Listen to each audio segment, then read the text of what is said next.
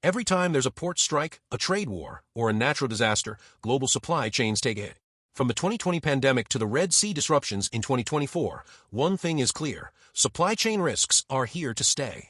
But the companies that survived and even thrived had one thing in common: a strong risk hedging strategy. Welcome back to Fix My Supply Chain, where we break down real-world supply chain problems and show you how to fix them. In today's episode, we'll decode what risk hedging is, why it happened, how to prepare for the next disruption before it happens. Let's start. What is risk hedging in supply chains? Let's start simple. Risk hedging means creating protection against uncertainty, the same way an investor hedges against stock market volatility. In supply chains, it's about building resilience so that if one supplier fails, one route closes, or one factory halts, your entire network doesn't collapse. Think of it as insurance for your supply chain. You pay a little upfront through extra capacity, contracts, or planning, but save millions when disruption hits. Common sources of supply chain risk. Before we hedge risks, we need to identify them. Here are the top 5 supply chain risks seen globally.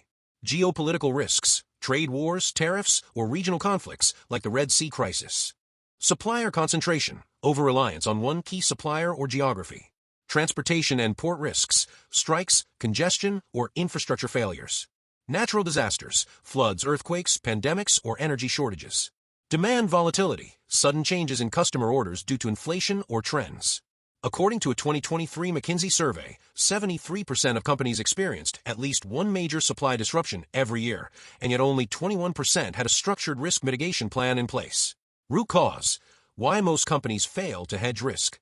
Now, if risk is so common, why are companies still caught off guard? The answer lies in reactive management. Most companies operate with short-term KPIs. They cut costs and chase efficiency, but ignore resilience. Example: a retail company sources 90% of its packaging from China. When COVID shut down ports in 2020, lead times jumped from 15 days to 75 days. Sales dropped by 20% that quarter. Why? Because they had no alternate supplier or local backup contract, no hedging strategy. Short-term cost optimization can look great on paper until one disruption wipes out your entire margin. Proven solutions: how to build a risk-hedged supply chain. Here's how you can build a robust, risk-hedged supply chain. 1. Supplier diversification. Don't rely on one supplier or country. Use a 60-30-10 model. 60% from a primary source, 30% from a regional supplier, 10% from a local backup. Example: Apple sources critical components from both Asia and North America, balancing cost with resilience. 2. Dual sourcing and nearshoring. Create alternate production locations closer to demand hubs. Nearshoring to Mexico or Eastern Europe reduces exposure to Asia-Pacific disruptions. Numerical example: a U.S. electronics company moved 20% of its assembly to Mexico. It cost 8% more per unit, but reduced lead time by 40% and improved continuity during port congestion. 3. Financial and contractual hedging. Lock in commodity prices or freight rates when volatility is expected.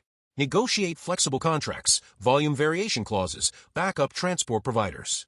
Example: a food manufacturer fixed shipping rates for 6 months in advance during 2021's freight crisis, saving nearly $4 million in logistics costs compared to spot rates. 4. Digital risk monitoring. Use AI tools for early risk detection. Integrate data from ports, weather, and suppliers into your ERP or control tower.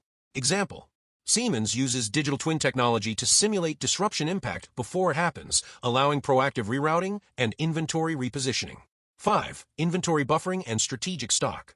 Keep limited safety stock at regional DCs.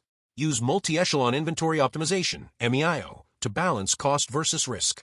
Numerical example: adding just 2 days of safety stock can reduce stockout risk by up to 70% during transport delays, according to Gartner Research. Real-world case study. Let's take a real-world look. Example: Toyota's supply chain resilience model. After the 2011 Japan earthquake, Toyota implemented a global risk mapping system across 650,000 suppliers. They built Tier 2 and Tier 3 visibility and created alternate sourcing hubs. Result: during the semiconductor crisis in 2021, Toyota recovered 30% faster than its competitors, all because of long-term hedging and risk planning. Key takeaways. Here's what we've learned today.